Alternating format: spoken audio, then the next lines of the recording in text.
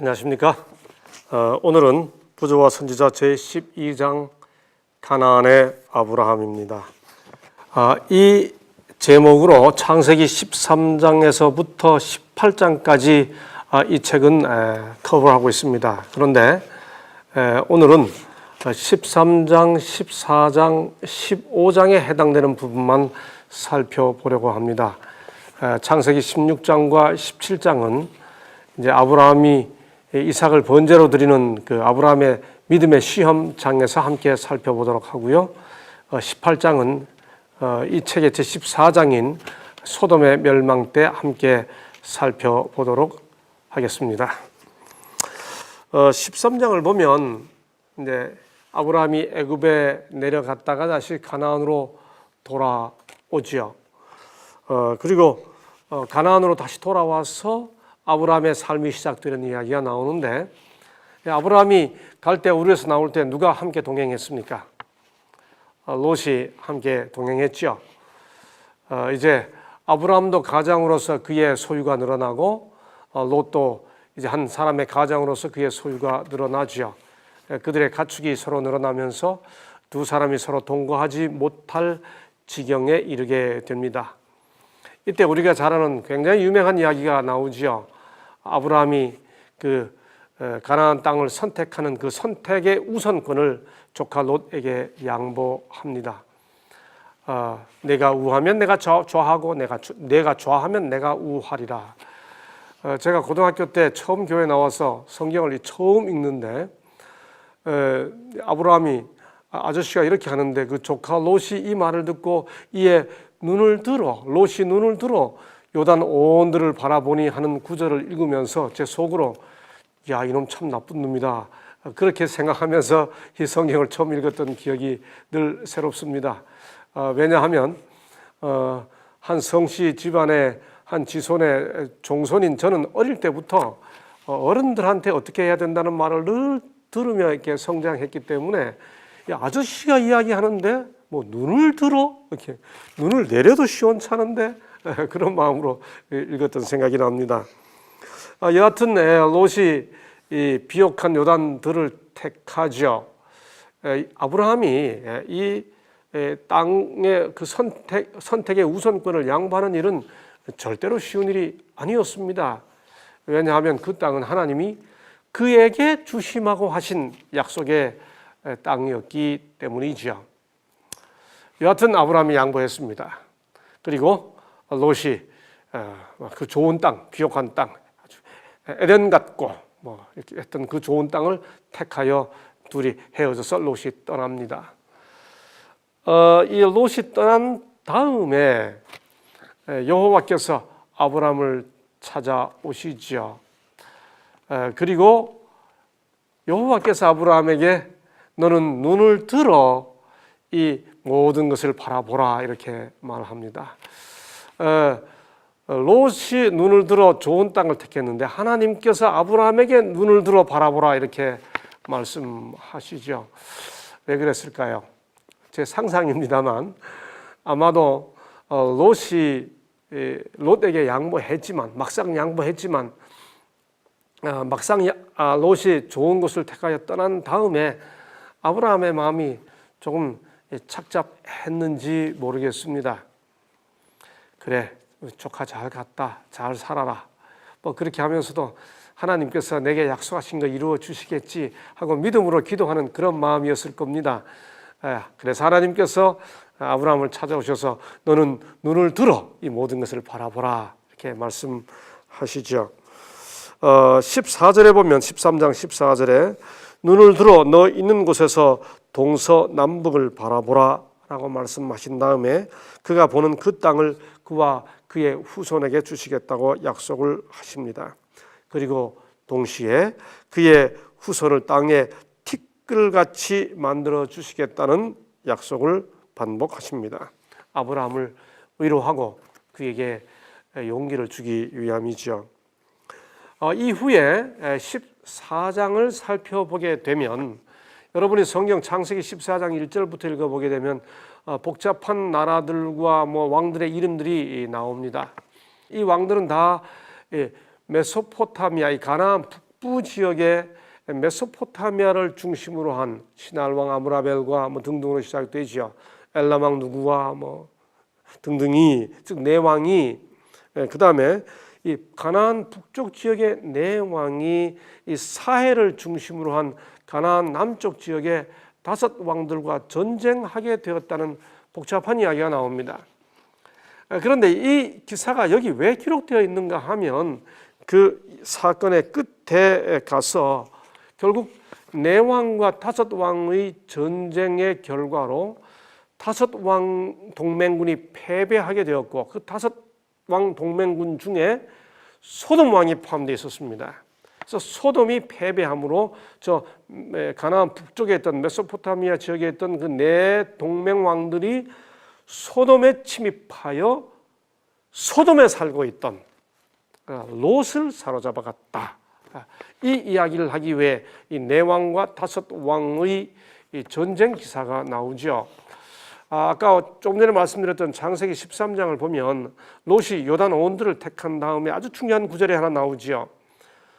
장막을 옮겨 소돔까지 이르렀더라. 이렇게 롯이 점차 소돔까지 이르게 되었는데 그 전쟁 때문에 소돔에 사는 롯이 사로잡혀 갔다 하는 것이 그 전쟁 기사의 끝이죠. 그리고 14장 후반부에 보면 이 롯이 사로잡혀 갔다고 하는 소식을 아브라함이 듣습니다.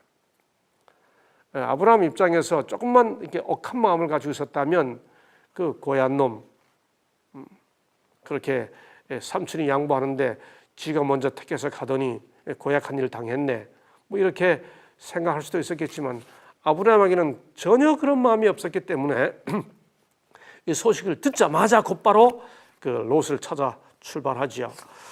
그런데 성경 기록에 보면 이때 아브라함이 동원한 사병들이 있습니다. 성경 기록에 의하면 정확한 숫자가 나오죠. 집에서 길리운 318명을 거느리고 그들을 추격하여 롯을 다시 찾아왔다, 이렇게 말합니다. 이런 묘사들은 우리들에게, 우리 성경 독자들에게 어떤 인상을 던져주고 있나요? 롯은 대단히 이기적이고 세속적인 반면에 그와 대비되어 아브라함은 대단히 이타적이고 또 관대한 그런 사람이라고 하는 모습을 우리에게 더욱 부각시켜 주는 것이죠. 여하튼 이렇게 아브라함이 사해를 중심으로 한 그 왕들이 패배하여 롯까지 사로잡혀 갔던 중에 롯을 되찾아오고, 조금 뒤에 말씀드립니다만은 나머지 사람들까지 다 찾아서 데리고 옵니다. 이 일을 계기로 아브라함은 사실은 이미 그 가나안의 새 어떤 왕들과 동맹을 맺고 있었는데, 14장 후반부에 보면 나옵니다. 맺고 있었는데 이 사건을 계기로 가나안 지역에서 아브라함은 상당한 영향력을 이렇게 확보하는 계기가 되었겠죠. 자, 그렇다면 아브라함이 동원한, 여기서 잠깐 생각해 보려고 하는 것은 아브라함이 동원한 사병 318명이 누구였을까, 어떤 사람들이었을까 하는 것입니다. 창세기 그 14장 본문에 보면 집에서 길리고 연습한 자 318인이라고 말합니다. 집에서 길리고라고 하는데, 이 길리고라는 말은 뭐 혈통적인 관계는 없이 그냥 집에서 키운 뭐 이런 느낌을 주지 않습니까? 그러나 여기 길리운이라고 하는 이 말의 히브리어 원어는 이알라데이라고 하는데, 이 말은 나타난 얄다라는 히브리어 동사에서 와서 그 집에서 나음을 받은 자, 뭐 그런 뜻입니다. 다시 말해 단순하게 그 집에서 키움 받은 사람들이 아니고 어떤 혈통적 가계, 아브라함의 가계에서 태어난 자들을 의미하는 거지요. 결국 이것을 보면 아브라함이 이제 갈대아 우르를 떠나서 하란을 거쳐 가나안에 들어올 때 본문만 보면 아브라함과 사레와 조카 롯 세 사람이 이동한 것 같은데 아닙니다. 자기 집 가게에서 태어난 사람 318명인데 이 사람들은 다 또 전쟁에 참여하는 장정들이에요. 이 사람들이 만약에 가장이었다 그러면 318명이니까 아내와 식구 4명만 이 사람들을 포함하여 세 식구를 거느린 4명 가족으로만 생각해도 벌써 1000명이 훨씬 넘어가게 되지요. 그래서 이 부조와 선지자 141쪽에 보면 아브라함의 식구는 1000명 이상이 되었다 하는 말이 얼마든지 납득이 될 수 있는 거지요. 여하튼 아브라함은 자신의 가족과 재산을 지키기 위해 그의 가게에서 태어난 젊은이들을 훈련시키면서 집에서 길리고 연습한 자를 데리고 이렇게 움직였던 일종의 거대한 부족의 이동으로 이동했음을 볼 수 있습니다. 이 14장 16절에 보면 그때 아브라함은 그 롯을 추격하여 롯을 사로잡아간 그 사람들을 추격해서 롯만 되찾아오는 게 아니고 그 사해 주변의 5 왕들이 패배함으로 빼앗겼던 성경 본문에 보면 재물과 부녀들과 인민들 즉 백성들을 다 찾아왔다고 성경이 말하고 있습니다. 그러므로 이 사건은 가나안에서의 아브라함의 영향력과 위상을 확고히 하는데 대단히 큰 좋은 계기가 되었을 겁니다. 아브라함이 이제 가서 롯을 찾아와서 돌아오는 길에 그 돌아올 때 일어난 일들이 대단히 성경에서 기록하는 대로 보면 아주 의미 있는 일이 발생합니다. 그것은 소돔 왕이 와서 이제 아브라함을 맞이하고요. 또 하나는 살렘 왕 멜기세덱이 아브라함을 맞이합니다. 여러분 여기서 말하는 살렘은 아마 예루살렘입니다. 살렘이란 말 자체가 평화죠. 그러니까 살렘 왕 하면 평화의 왕입니다. 또 이름이 멜기세덱입니다. 멜기라는 말은 왕이에요. 말락. 그 다음에 멜렉 왕입니다. 또는 멜기세덱 할 때 짜락 의입니다. 히브리어로. 그래서 멜기세덱이라는 말은 의의 왕 그런 뜻입니다. 살렘 왕 멜기세덱, 평화의 왕이면서 의의 왕인 멜기세덱이 떡과 포도주를 가지고 나와서 아브라함을 축복하지요. 그리고 아브라함은 그의 노략물 중 10분의 1을 성경 기록상 10분의 1, 11조가 최초로 언급되는 순간입니다. 10분의 1을 그에게 바칩니다. 살렘 왕. 근데 성경이 창세기 14장의 본문을 보게 되면 이 멜기세덱을 소개하면서 지극히 높으신 하나님의 제사장인 살렘 왕 멜기세덱이 이렇게 말합니다. 이 사람은 왕이에요. 킹입니다. 그런데 지극히 높으신 하나님의 제사장입니다. priest입니다. 소위 왕 제사장, king priest. 이게 유대 메시아의 대단히 중요한 개념이죠. 성경, 이 히브리 성경, 구약 성경에 의하면 유대 메시아는 왕이면서 동시에 제사장이어야 합니다. 바로 이 개념 때문에 시편 110편에는 바로 이 창세기 14장에 등장했던 이 살렘 왕 멜기세덱을 근거로 메시아에 대한 예언을 하고 있죠. 시편 110편 1절 4절입니다. 메시아는 하나님 우편에 앉은 통치자이면서 동시에 멜기세덱의 반차를 줬는 영원한 제사장이죠. 아브라함이 그에게 11절을 바쳤다고 말씀을 드렸습니다. 히브리서 기자는 우리 히브리서 7장을 살펴보게 되면 아브라함이 멜기세덱에게 11조를 드렸다는 그 사실을 근거로 유대인들이 조상이라고 여기는 아브라함보다 아브라함이 멜기세덱이 11조를 바쳤고 멜기세덱이 11조를 받았으니 멜기세덱이 더 높다라고 하는 개념으로 설명하면서 예수 그리스도께서 바로 이 멜기세덱의 반차를 좇은 대제사장이라고 설명을 하죠. 이제 창세기 15장으로 건너갑니다. 창세기 15장을 보면 롯을 구출한 이후에 전쟁이 다 끝난 이후에 그 이후에 롯이 스스로 어떻게 생각하고 있었는지를 짐작하게 해주는 이야기가 나옵니다. 창세기 15장 1절입니다. 하나님께서 아브라함에게 나타나셔서 이렇게 말씀하시죠. 아브라함아, 두려워 말라. 나는 너의 방패요. 뭐라고요? 방패요. 또 나는 너의 지극히 큰 상급이니라. 뭐라고요? 상급이니라. 여러분, 여기 하나님께서 아브라함에게 나타나셔서 내가 너의 방패요, 너의 상급이다 라고 말씀하십니다. 방패는 뭐 하는데 사용하는 겁니까? 전투할 때, 칼을 들고 싸울 때, 창을 들고 싸울 때 막기 위한 겁니다. 무슨 뜻이에요? 아브라함이 그 가나안 전쟁에 참여하고 난 이후에 가만히 다시 생각해 보니 원래 평화를 사랑하는 사람이었지만은 조카가 잡혀갔다는 말 듣고 앞뒤 가리지 않고 쫓아가서 찾아왔는데 가만히 생각해 보니까 전쟁에 휘말렸거든요. 그리고 여기는 타지거든요. 이 사람들이 다시 복수하겠다고 찾아오면 언제든지 자기가 죽을 수 있겠다고 하는 두려움에 휩싸이게 된 거지요. 그렇게 두려움에 휩싸이다 보니까 무슨 생각이 들었을까요? 내가 죽을 수도 있겠구나.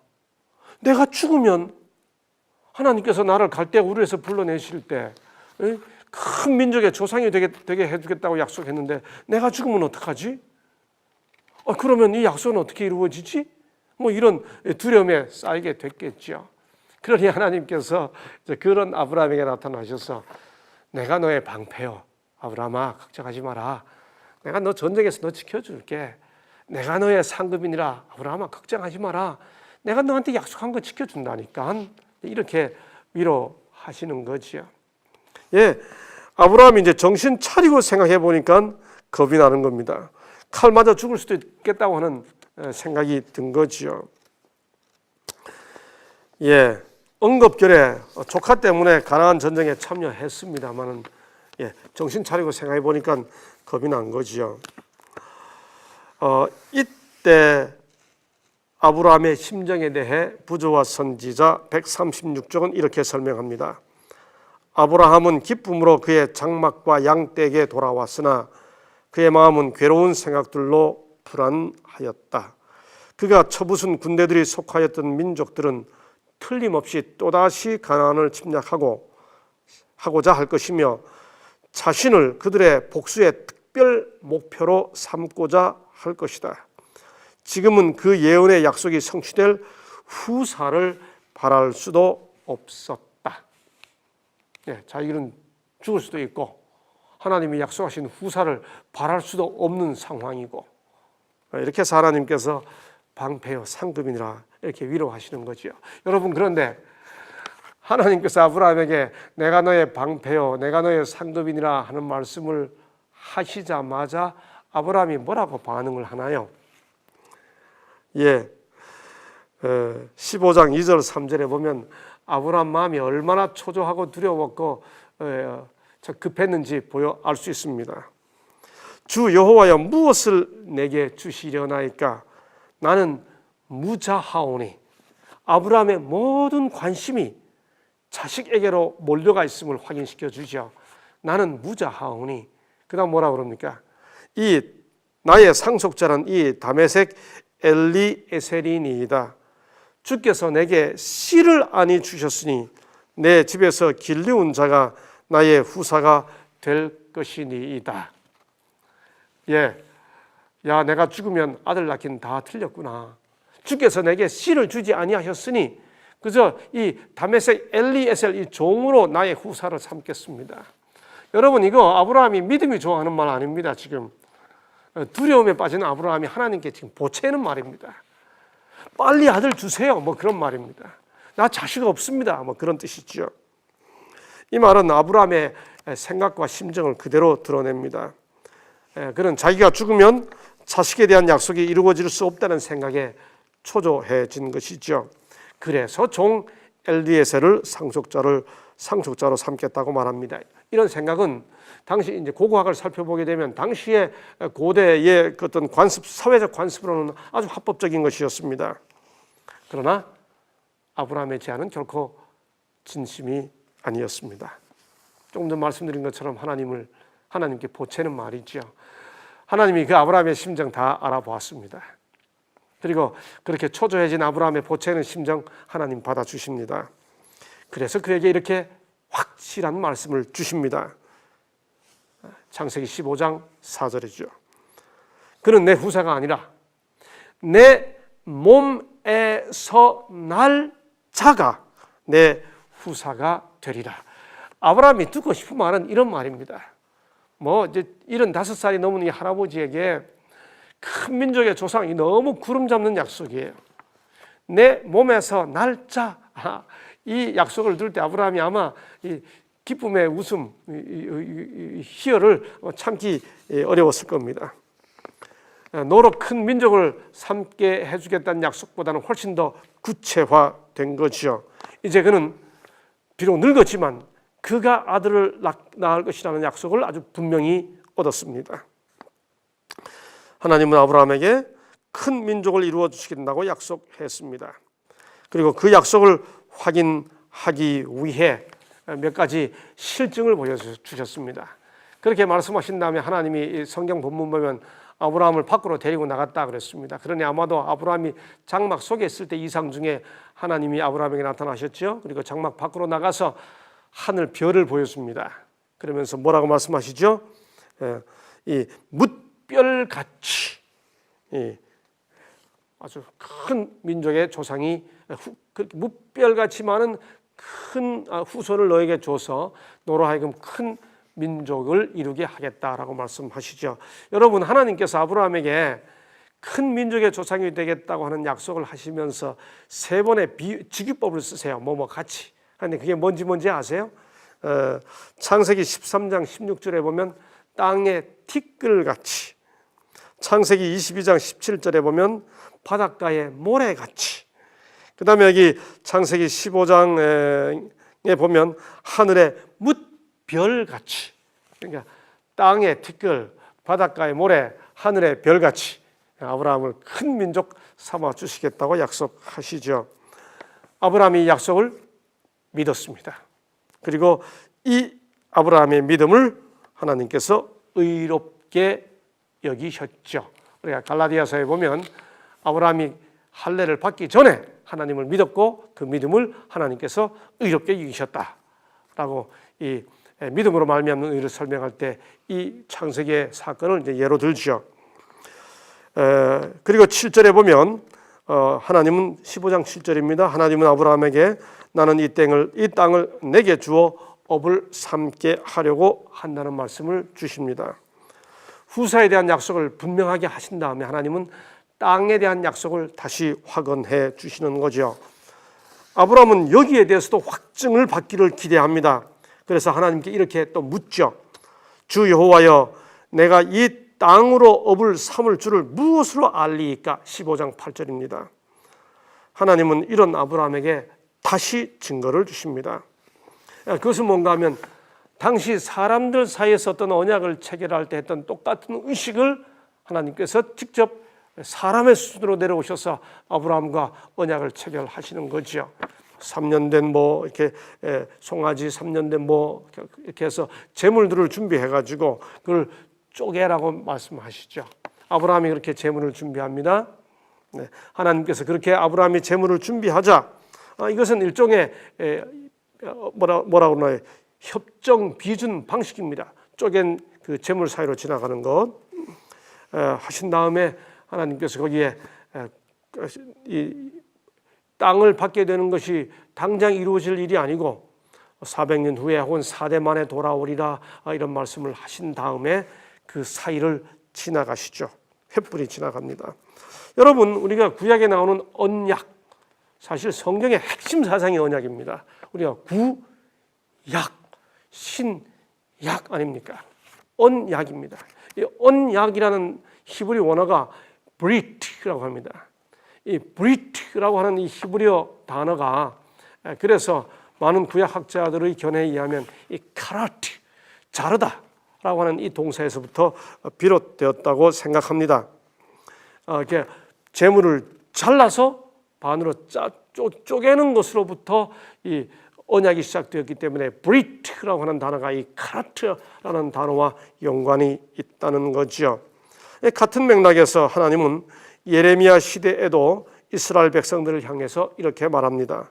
송아지를 둘로 쪼개고 그 두 사이로 지나서 내 앞에 언약을 세운 백성들, 예레미야 34장 18절 그렇게 표현하죠.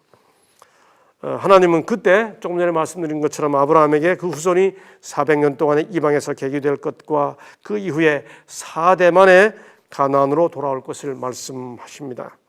그리고 그 언약을 비준하는 뜻으로 15장 17절 타는 횃불이 쪼갠 고기 사이로 지나갑니다. 부조 선지자 137쪽에 보면 이런 하나님의 언약에 대한 반응으로 아브라함도 이 일을 한 후 영구적인 순종을 하나님께 엄숙히 맹세하면서 그 재물 사이를 경건하게 지나갔다라고 기록하고 있습니다. 이렇게 함으로 아브라함의 후손에게 주어질 땅의 약속까지 이제 매우 구체화되는 것이죠. 자, 이렇게 해서 15장에서 아들에 대한 약속과 땅에 대한 약속이 확인되었는데 16장으로 건너가게 되면 아들에 대한 약속이 두 사람의 아브라함과 사라의 어떤 문제 때문에 틀어지기 시작하는 이야기가 나옵니다. 다시 말해 이스마엘의 잉태 이야기가 나오죠. 아들에 대한 약속, 그 약속에 대한 아브라함의 믿음과 또 왜곡, 그리고 하나님의 시험, 그 이야기를 다음 시간에 또 계속해 가도록 하겠습니다. 오늘은 여기까지 하겠습니다. 감사합니다.